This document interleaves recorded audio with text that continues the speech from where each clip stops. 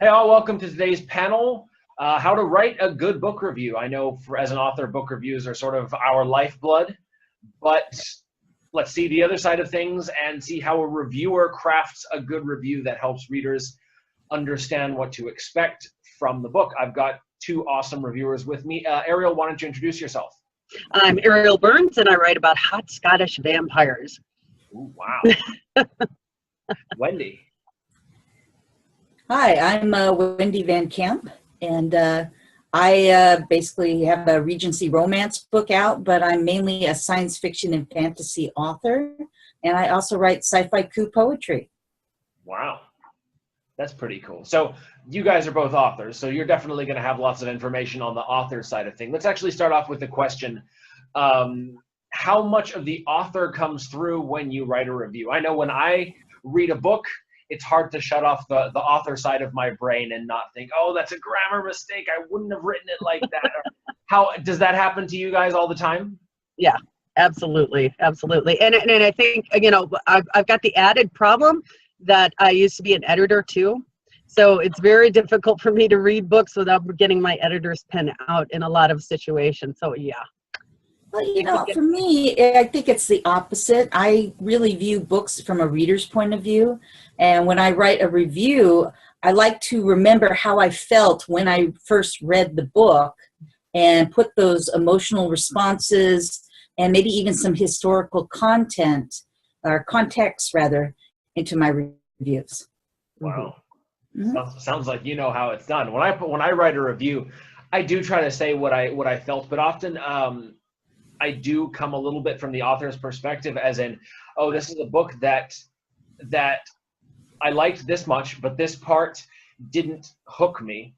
Mm-hmm. And the whole time I'm thinking, this is how I would have written that section or part differently so that it would have appealed to me as both the reader and the author. So it is. Sure. It's very hard to turn off the author brain when reading. Sure. And I think it depends on the book too, because when I tend to have the editor and the author come out when I read peers, people that I know, people that are close to me. I try to offer as much constructive feedback as possible. The biggest part about offering feedback on a review is that the book's already published. So sitting there and telling the author, what they did wrong or how they could have fixed it, or I would have done something different. I mean, I definitely keep those out of the review because, what's the author going to do? Oh, sorry, we got to pull it back out of publication and fix it. It's just not going to happen. And it's kind of, it kind of hurts more at that point than it does in regards to helping. I guess that's a difference in when I do a review, because I review classic science fiction and fantasy books. So these are books that have maybe been out 20 years. My goal as a reviewer is to introduce younger readers or just readers who are new to the genre to the classics that if they want to read good science fiction, these are the books that they should look at. So I review a lot of the big three in science fiction: Heinlein, Asimov, and Clarke. Edgar Rice Burroughs, and some of the more controversial ones like Orson Scott Card. But like I said, I like to review the book. I'll give a kind of a summary of the book. I will give a summary of the author and a little bit of their life's history as related to the book, what might have inspired them to write it. And then finally, at the end, I give my opinion and my feelings of the book. Say the book has been around for 30 years, naturally culture has changed a little bit. So I might point out that the book might have elements that are not quite in step with today, like maybe it's all white men in there or something like that. And just to, again, to give some historical context, this is how society was like then. It didn't mean back then what it might mean today. And that when people read it, they should keep that in mind. Because I really think many of the classics like, Ringworld or Princess of Mars or, all these books had been around for, Princess of Mars, 100 years, for goodness sake. I still think these are books that are worth reading, but you have to have a historical context. Otherwise, your brain might explode or something, right? But yeah, but there's a difference too, because I do review books as a beta reader too, before the books are published. And when that happens, I do put on my editor hat, and I will go through and point out adverbs or things in context, maybe plot holes, things of that for the author, because I know that they have time to fix it. And usually they're very appreciative of that. So it all works out. I think I need to contact you. What the book stage is at and whatnot. I need to contact you as a beta reader, Wendy. Well, I don't know. There's a list, so I got to get my own books done. I hear you. I hear you. Yeah, I will say this as an author. When I got a few 3-star reviews on my self-published novel, I really took those to heart. And the person who did the reviews, he definitely did it from an editorial perspective. And so he said, look, this was the problem. This didn't work. This all he gave an editor's feedback, even though the book was already published. And I haven't taken the book down to edit it. That's, one day in the future when I have time. But that review or those reviews helped me to improve the next book that I published. And then I got a 3-star reviews on that first book in the series. And because of that review, it helped me to improve the next book. So as an author, I feel like, well, I want those reviews with sort of the editorial feedback. So then as a reviewer, I kind of tend to input a little bit of that into the review so that the author, when they read it, can say, oh, this was something that someone didn't connect with or that they found hard to read. So let's see if I can fix it for the next book, or even release a second edition, a reduxed version of the current book, and that makes it better. That is one wonderful thing about this day and age as an author. You can go back and fix things in your book even after they're published, and it's almost seamless. I think I have had to do one minor revision. Again, I did get like I think it was just one 3-star review. The rest have all been pretty good, but they just pointed out a couple of very small typos in my work. And I kind of got my geek on and whatever and went, oh my goodness. And I went ahead and corrected that. And I had somebody else just with a fine tooth comb look through. I think my novelette had maybe 10 typos that had gotten through the process. And so I corrected those, and I haven't heard anything since. So hopefully that's the end of it, because again, I'd like to move on to the next book. And I think you bring up a really valid point there, Andy, in regards to what does the reviewer feel comfortable with doing? I know there's a lot of reviewers that I've talked to that say, well, I don't feel comfortable leaving a 1-star or a 2-star or a 3-star review. I don't want to hurt the author's feelings. I don't want to review a book if I didn't enjoy it. And that's, I think that's fine. And I think the message to go out to reviewers is, 90% of the readers out there, heck, even probably more like 98% of the readers out there don't like to leave reviews. And I've asked friends and family who love my books. I'm like, oh, would you leave a review? And they go, no, I'm not going to do that. I'm like, why? And they said, because I hate leaving reviews. I don't like to do it. It's just a pain in the butt. I don't enjoy it. I don't want to do it. And I went, okay, that's fine. So there are some people who don't like to do it. The ones that do, if there are some people who feel pressured, I don't want to leave a review because I don't want to leave a bad one, then don't feel that pressure. If you enjoyed it, let people know. The purpose of reviews are not to give critiques. The purpose of reviews are to let other readers know that people are enjoying the book. Or in a situation of lots of bad reviews, people are not enjoying the book, so it's like, whoa, I don't even know if I want to waste my time picking that up, since the majority of them are very bad reviews. It's reviews have nothing to do, I hate to say it, but the reviews have nothing to do with the author.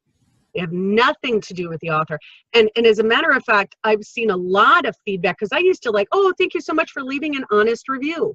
And whether it was 1-star up to 5-star, I would leave comments. And I noticed my reviews went down. And I saw one person say, what is the author doing over here leaving comments? How ridiculous. And I'm like, whoa. So this is when I first started out, that readers don't want to be bothered. It's like they want to know that they can leave a review And there you go. There's my opinion of the book. Don't critique me on my own opinion. Yeah, I have to second that. And when you're an author, never comment on the reviews on Amazon or any of these other services. It's really considered bad etiquette, and it'll hurt you in the end. Just let the readers say what they're going to say.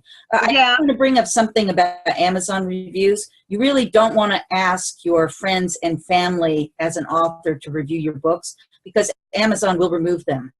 Well, so the point becomes moot.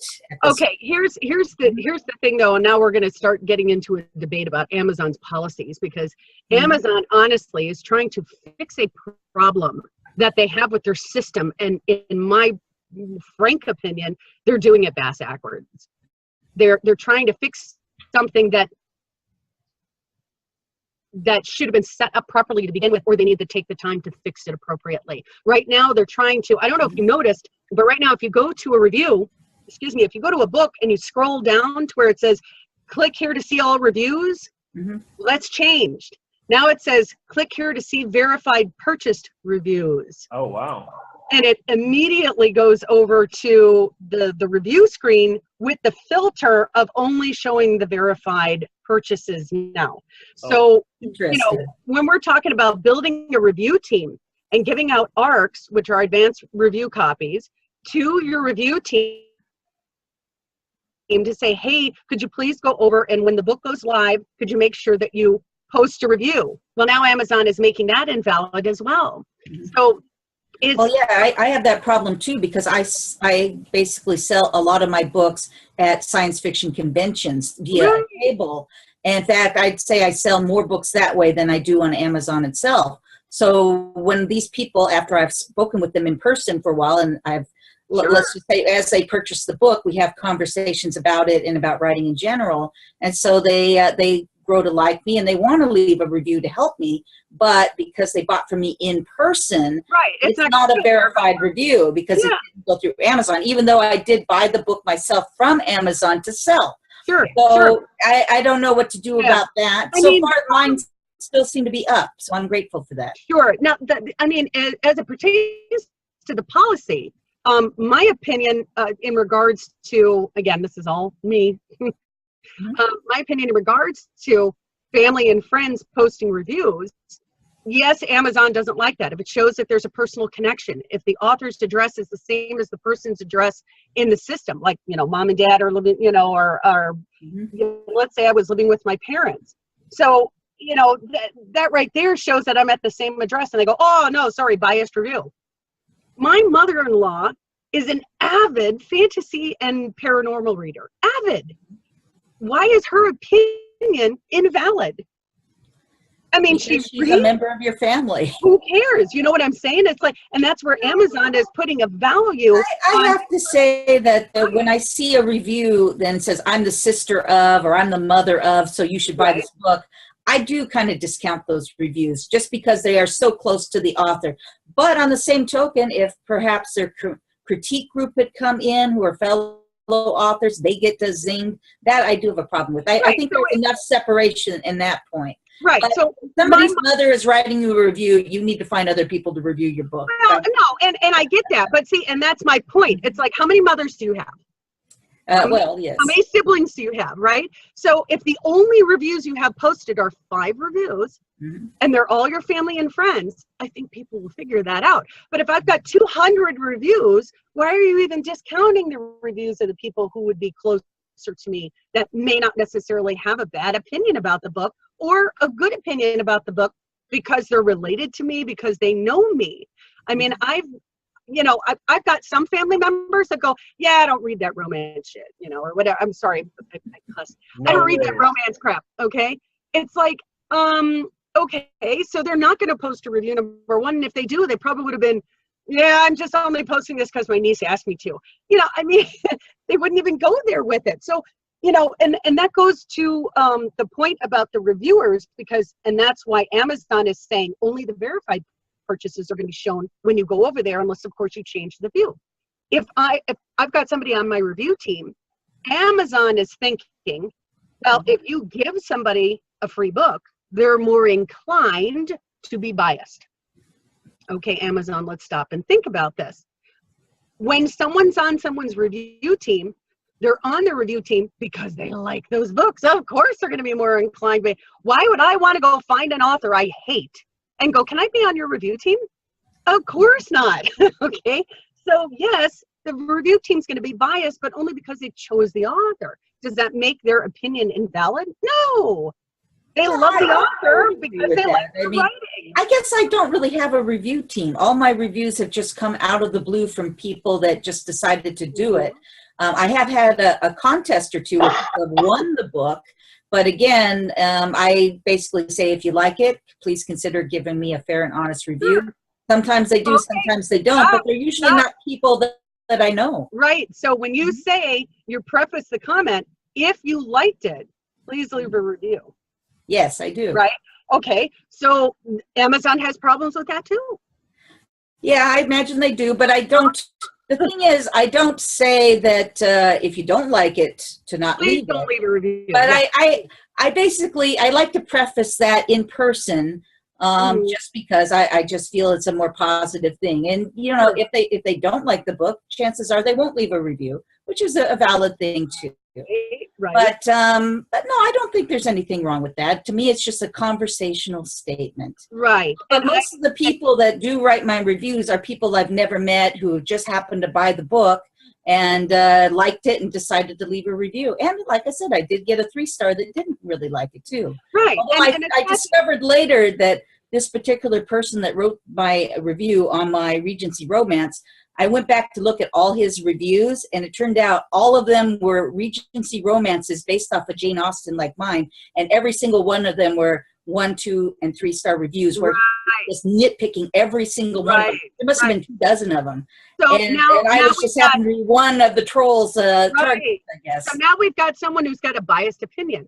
Yes. But you notice his reviews are still all up, and yet they're taking away positive reviews from people. Right. It's like so there's something kind of wrong with that too. Yeah, you're a little screwed with your system here, and that was, you know, that's my point from the beginning, is that, you know, you take people like that all their reviews are 1 and 2 star. You know, why isn't Amazon getting on them? You know, I really think Amazon needs to look at these people. If they consistently do nothing but badly review books, one, that's hurting the marketing value of many authors. Sure. And 2, it can't be valid. I mean, you can't. Like I said, if it was a mixture of bad and good reviews, I could accept that. But when they're all bad reviews and all of a very specific, small niche genre, no, this is somebody with a agenda. Here's my ultimate point that I think is the perspective that Amazon needs to take. Everybody's got a belly button. Okay. So it's like, you know, opinions are like belly buttons. Everybody's got one. So it's like some of them are full of lint and some of them aren't. All right. So that doesn't mean that they're invalid. It just means that everybody's got an opinion, and reviews are not about the author. It's about the enjoyment of the book. So whether it discredits an author or not, that really shouldn't be, you know, whether it credits the author or discredits the author. Now, I get it. Amazon is trying to find a way to stop the scammers, to stop the people that go, hello. Amazon's trying to stop the people who are creating fake books and then going out there and creating fake accounts and then using those fake accounts to post bogus reviews so that they increase their rankings and they wind up getting more visible, and then they make a lot of money. I get it. I think they can find a different way of doing it though. And I think they've kind of scratched the surface of that in regards to making sure that every person who posts a review has spent at least $50 on Amazon. Now, we know a lot of our readers have spent that, they spend that a month on books, okay, at a minimum, all right? So the fact that you have to show that you're an actual valid person is by spending the money, having a credit card number, etc., cuts down on a lot of the scamming, because now a scammer is not creating free accounts. Now they have to spend $50 for every per account too. Yeah. So if they were previously a scammer with like 100 accounts or 1,000 accounts, that's a lot of money they have to put. Yeah, those are. So I think I agree with this new policy about the $50, you know, in the lifetime of the account before you can start doing those kind of right. So maybe that'll help a little bit. Yeah, I hope so too. I hope so too. And leave everybody else alone with giving their opinions. Yes. If you ask me, it's like, come on. But I think for Amazon, again, it's a different type of review. Previously, I was talking about the reviews I do on my blog or the ones that I submit to magazines to be read in about classic science fiction books. But I think when you're doing a review on Amazon, one, you should not be correcting grammar mistakes. You should do it as a reader and talk about how you feel about the book. Absolutely. Don't give away the ending. Please respect the other readers who are coming after you, so that you don't give away the high point of the book or whatever. But talk about how it made you feel, maybe the characters that you like, maybe some of the points or the themes of the book that maybe you like. Just don't give away the ending. I've had a few people do that in reviews, and it does irritate. I mean, there's not anything I can do about it. And I hope that if somebody does it, they wait at least a few months after the book's been out so that people can enjoy the book. And if there is some kind of a cliffhanger or whatever, that they can enjoy that, you know, and not ruin it for others. I think that brings up a really good point in those reviewers who like to regurgitate the blurb. Yeah. They're like, this is what happened in the book. And I will tell you every plot point, and I will go through the whole thing. And some of it's not necessarily a spoiler. It is to a certain extent. And I know, Andy, you were that was one of your questions you were going to ask, was how much is too much? How much, you know, what do we do in regards to spoilers and how do you do it? I think the best approach to writing a review and what people want to know when they read your review, how did you like it? What did you like about it? How did it make you feel, if it did or not? I had the best 3-star review I ever had was how they hated the villain and they couldn't stand it that it wasn't resolved at the end because it goes on through the series. And I was like, score, I pissed them off because that was the point, you know. So that, you know, in that situation, a bad review was more of how they felt about the characters. For me, that was more valuable than a 5-star review that said, oh, this is great, I loved it. You know. Very true. Now, do you ever feel the need to include spoilers? I know a lot of people, when they write spoilers, they'll put that, you know, spoilers follow. If you don't want to have the book spoiled, stop reading here. There are times, I think, when sharing a spoiler could benefit both the author and the kind of reader who likes to read ahead. Like my wife, when she watches TV, she'll watch to the end of the episode. You know, she'll skip to the end of the episode, find out what happens, and then go back to oh my God, she's one of the ones that reads the last page of a book, right? Yeah, so hate that. Finds out the whodunit, huh? You know, it's funny. I don't put spoilers in my reviews. I don't do it in the ones that I do for magazines, and I certainly wouldn't do it on Amazon, and definitely not on Amazon, just because I don't believe that. But I will do a summary of the book, but I just don't give away the ending. And occasionally, I know when I first started doing reviews, maybe 3 or 4 years ago, that I maybe did go a little too far in a couple of books, and people came back to me and spoke to me about it, and they were a little irritated. And I've learned to kind of pull back a little bit more and to give enough of a flavor of the book so that they know what's coming up, what kind of characters to expect, what sort of situations might be in the book, but enough just to let them judge if they might want to read the book or not. Right. And not give away that ending or any of the really high points of the actual book. But it takes time as a reviewer. It doesn't happen overnight. You do need experience. I've probably written a couple hundred of them by now. And but I've learned by, you know, practice. And I don't know if I particularly like spoilers. I know some people do them, and it is an acceptable way of doing it. But for me personally, I just don't care to go down that road. Yeah, you as an author, you know, you've spent this entire book crafting this clever plot twist, and then some asshole spoilers it, and you know, all of that, the whole book totally changes. Because the reader's reading it with the understanding of, oh, this is the plot twist at the end. So everything that I think is happening isn't actually happening. Yeah. You know, like it can totally ruin it. There are times when spoilers can be helpful. Yeah.